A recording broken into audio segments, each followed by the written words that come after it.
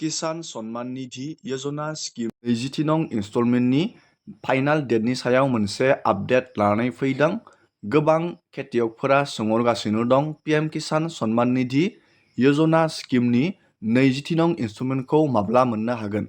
बेनि final date फैबाय नामा रां सोनायनि नैबे जुन मान्थआव जोङो बेनि आपडेटखौ नायगोन। लोगोसे गोबां बेनिफिसारिफोरनि पीएम किसाननि बेनिफिसारिफोरनि डिबिटिआ आनएक्टिभ जानानै दं। नैबे PFMS पर्टेलाव गोबांनियानो आपडेट जायाखै। जाय बिथांमोना पीएम किसानाव गोदान बानायदों बा मानिबा जाहोनाव पीएम किसाननि राङा स्टप जानानै दंमोन।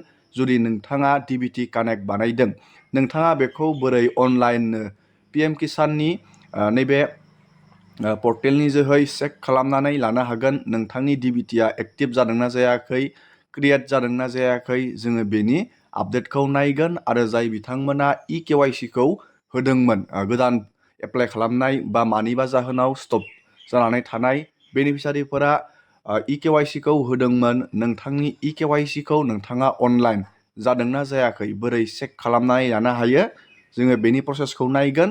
आरो गोदान एप्लाइ खालामनायफोरा गावबा गावनि लिस्टखौ बोरै अनलाइन पीएम किसाननि पर्टेलाव चेक बानायगोन, जोङो बेखौबो दिनैनि नैबे भिडिअनि जोहै नायगोन। नोंथांमोना भिडिअखौ जोबजासे नायलांबाय थाबानो जाबाय। आरो बेफोरबायदिनो गोदान गोदान आपडेट, डिटेल स्किम, डिजिटेल खौरां मिथिबाय थानो थाखाय नोंथाङा चेनेलाव गोदानबा चेनेलखौ साबस्क्राइब खालामबानो जाबाय। नोंथांमोना सम थानायावनो खामानिखौ मावनानै लादो। मानो होनोब्ला पीएम किसान रां सोनायनि समा खाथिसै। मानो होनोब्ला नोंथांमोना नैबे जुन मान्थआवनो पीएम किसाननि रांखौ मोननो हागोन। गोबां मानसिफोरा सोंहरबाय दं बेनि फाइनाल डेट फैबाय नामा। बेनि जेबो फाइनाल दा अफिसियेल आपडेट फैयाखै। नोंथांमोना नैबेयाव नुखागोन पीएम किसाननि रिलेटेड बेयाव रां सोनायनि डेटखौ नैबेयाव होनाय जायो। नैबेयाव 20 इनस्टलमेन्ट बेयाव जागोन। दा नोंथांमोना नैबेयाव नुनो मोनदों। बेयाव दा 19 इनस्टलमेन्टनिल' बेयाव आगोलनि रां सोखोन्दा नैबे बेयाव नटिसखौ नोंथांमोना नैबेयाव नुनो मोनदों। 19 इनस्टलमेन्ट 24 फेब्रुवारियाव सोदोंमोन। दा जेबो बेयाव रां सोनायनि आपडेट फैयाखै। जुदि आपडेट फैयो नोंथांमोननो आं भिडिअनि जोहै आपडेट होगोन। बे साननैसोनि गेजेरावनो दिनै गाबोन समनियानि गेजेरावनो नैबेयाव डेटआ ओंखारनो हागौ। मानो होनोब्ला जुन मान्थआव पीएम किसान सन्मान निधि योजना स्किमनि रांखौ सोथारगोन, बेयो 100% रोखा। लोगोसे 20 जुनखौबो गोबां मानसिफोरा बे 20 जुनाव रांखौ सोनायनि बाथ्रा बुंदों। बेयो खिन्थु अफिसियेल नङा। नाथाय नैबे 20 जुनखौ गोबां निउस पर्टेल बायदिसिना मिडियायाव नैबे 20 जुनखौ बुंबाय थादों। जास्ट नोंथाङा साननैसो वेट खालामबानो जाबाय। बेनि उनावनो बेयाव फाइनाल अफिसियेल डेट ओंखारगोन। नाथाय नोंथांमोना रां सोयैनि सिगांनो मोननैसो खामानिखौ मावनानै लाथारनांगोन।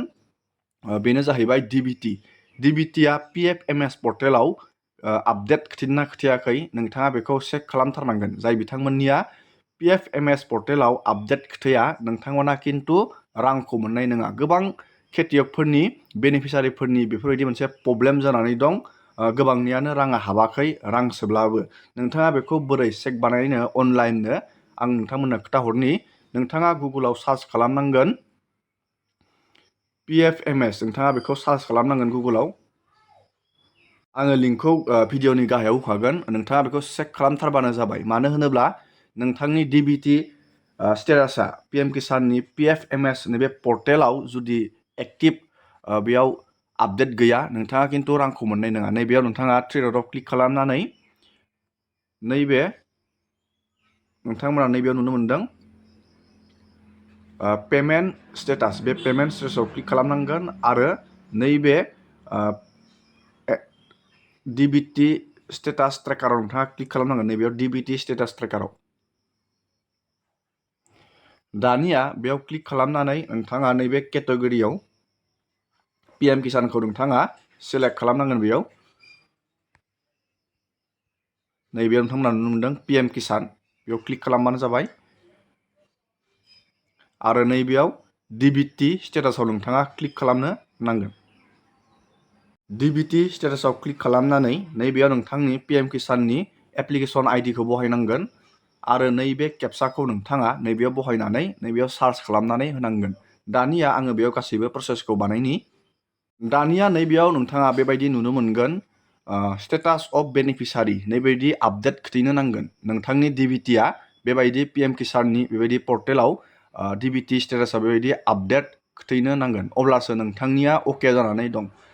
जाय बिथांमोननिया क्रिएट खिथिदों नोंथांमोनाबो जेबो जिंगा सिनाङा जास्ट नोंथांनिया बेयाव क्रिएटबाबो आपडेटबाबो बेयाव नोंथांनिया अके जानानै दं। गोबां मानसिफोरानो बुंहरदों आंनिया क्रिएट जानानै दं जागोन ना जाया।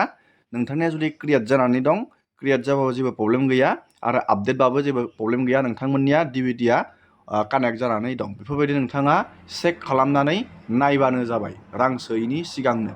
जाय बिथांमोना गोदान एप्लाइ बानायदों बा मानिबा जाहोनाव नोंथाङा रांखौ मोननो हायाखै नोंथाङा आधारजों बेंकजों लिंक खालामदों डिबिटि नोंथाङा होदों बेफोरबायदि नोंथाङा चेक खालामनानै नायबानो जाबाय। डाइरेक्ट पिएम किसाननि बेफोरबायदि नोंथाङा एप्लिकेसन आइडिखौ बहायनानै चेक खालामनानै नायबानो जाबाय नोंथांनि डिबिटिखौ।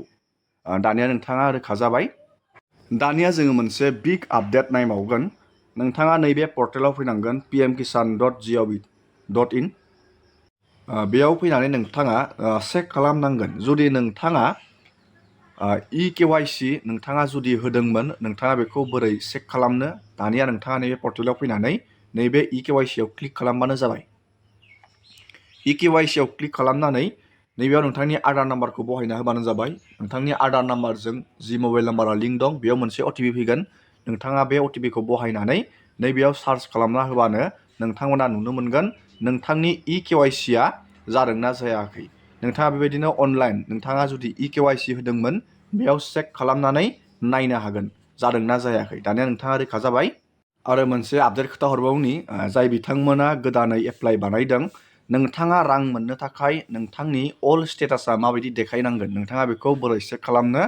नैबेयाव नोंथाङा मोनसे अपसन नुनो मोनदों नाउ इउआर स्टेटास बेयाव नोंथाङा क्लिक खालामनो नांगोन।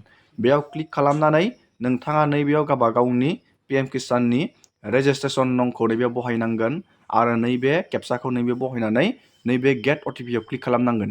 नोंथाङा पिएम किसान एप्लाइ खालामनाय समाव जि मबाइल नाम्बारखौ होदोंमोन बेयाव मोनसे अटिपि फैगोन। नोंथाङा अटिपिखौ बहायनानै बेयाव गावबा गावनि एलिजिबिलिटि स्टेटासखौ चेक खालामनानै नायनो हागोन। नोंथाङा रां मोननो थाखाय नोंथांनि स्टेटासा माबायदि देखायनांगो आं नोंथांमोननो खोथाहरनि।